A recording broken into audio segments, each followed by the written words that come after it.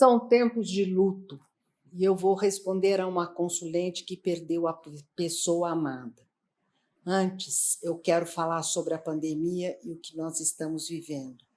Por um lado, imagens de terror e o medo da morte que elas suscitam. Por outro, o pânico que desvia do caminho certo. O medo serve para que nós tomemos todos os cuidados necessários a fim de evitar a contaminação, e ela é evitável. Além da máscara na rua, dupla máscara nos ambientes fechados, isolamento social e hidrogel. Não é preciso evitar as pessoas, mas a aproximação, ou seja, abrir mão de hábitos que não são mais condizentes com a preservação da vida e, sempre que preciso, instruir o outro a fazer o mesmo. Todo cuidado é pouco. Não chega tão perto de mim porque você ou eu podemos nos contaminar. A humanidade passou por inúmeras pandemias e no século passado, pela gripe espanhola, que matou 50 milhões de pessoas. Se fosse hoje, tendo em vista o crescimento da população, teria matado 450 milhões de pessoas. Pelo dano que a pandemia provoca, ela obriga os governos e as pessoas a mudar de conduta. Sabidamente, é necessário vacinar a população mundial para exterminar o vírus e, logo que possível, com a vacina universal. Isso significa que as nações ricas são obrigadas a ajudar as nações pobres e que a desigualdade social se tornou uma ameaça para os ricos. Indiretamente, o coronavírus obriga a combater o vírus da indiferença, e isso pode mudar o nosso futuro. Como diz Harari, muitos acreditam que o coronavírus demonstrou a nossa impotência diante da natureza. Na verdade, o ano de 2020 mostrou que isso não é verdade. Dado o avanço da ciência, as epidemias não são mais forças incontroláveis, são desafios controláveis. Muito sofrimento e muitas mortes poderiam ter sido evitados se não fossem as más decisões políticas. Quando os homens se viram às voltas com a peste negra na Idade Média, eles não tinham ideia do que tinha causado a peste e o que poderia estancá-la. Em 1918, durante a gripe espanhola, os melhores cientistas do mundo não conseguiram identificar o vírus. Muitas medidas tomadas foram ineficientes e não foi possível desenvolver uma vacina eficaz. Com o Covid-19 foi bem diferente.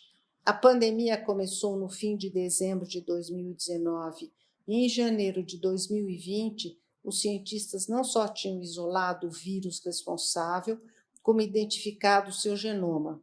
Alguns meses depois, nós já sabíamos que providências tomar para interromper a cadeia da infecção, e em menos de um ano, inúmeras vacinas efetivas foram produzidas.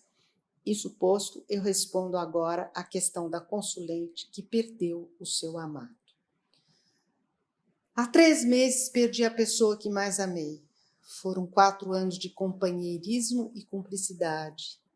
De repente, uma doença estúpida e ele morre. Nada ficou por dizer ou fazer. Nós não desperdiçamos o tempo, aproveitamos cada minuto. Mas ele era o meu porto seguro e eu estou sem rumo. Como conviver com a perda? Que vida é essa? Que Deus é esse que não ouve? Que esperança eu posso ter agora? Como conviver com a perda? Me pergunta a consulente.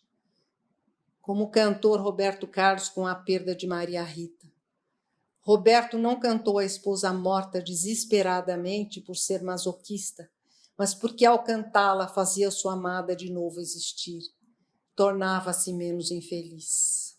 Dessa forma, ele negava a morte e se esquecia da sua condição de viúvo. O romantismo tornava a sua existência possível. Melhor um amor infeliz do que amor nenhum. O nosso trovador se inscreve na tradição do rei de Portugal, Dom Pedro I, que eternizou Inês de Castro, sua esposa secreta assassinada por Dom Afonso IV, o próprio pai de Dom Pedro I. Para fazer a glória de Inês, o rei fez da morta uma rainha. Assim que o pai morreu, mandou que desenterrassem o cadáver da amada e o assentou num trono, obrigando a nobreza a se apresentar diante de Inês e beijar as suas mãos.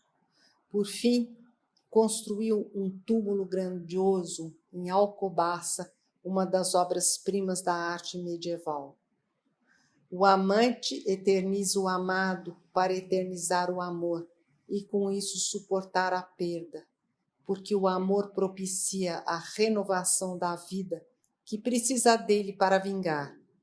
Você perdeu o seu amado, não perdeu o amor, que é uma fonte contínua de esperança, um porto seguro ao seu alcance. Vá em frente cantando o que passou, os 4 anos que valeram ter vivido. Siga com um poema de Camões que pode servir de alento. Amor é fogo que arde sem se ver, é ferida que dói e não se sente. E, sobretudo, minha amiga, não tenha medo do ridículo. Também eu passei pelo luto e me inspirei nisso para escrever um romance chamado Consolação. Trata-se de uma narrativa sobre a superação do luto e eu me permito citar o que o marido morto da protagonista diz para ela. Citação: nós todos um dia viramos estrela e entramos numa constelação. Eu virei estrela. A morte foi uma amiga, ela me libertou. Você se esqueceu do hospital, da minha agonia? A desaparição do meu corpo não é a minha desaparição. A morte não anula a minha existência e não anula o que você e eu vivemos. O nosso casamento, como tudo, estava fadado a acabar. Por que se desesperar? Quem ignora o efêmero da vida não se dá conta da preciosidade da existência. O que conta é isso. Fecha aspas. Querendo, envie a sua questão para betmilanescritora@gmail.com. Responderei na medida do possível. Você também pode me ler no meu site www.betmilan.com.br.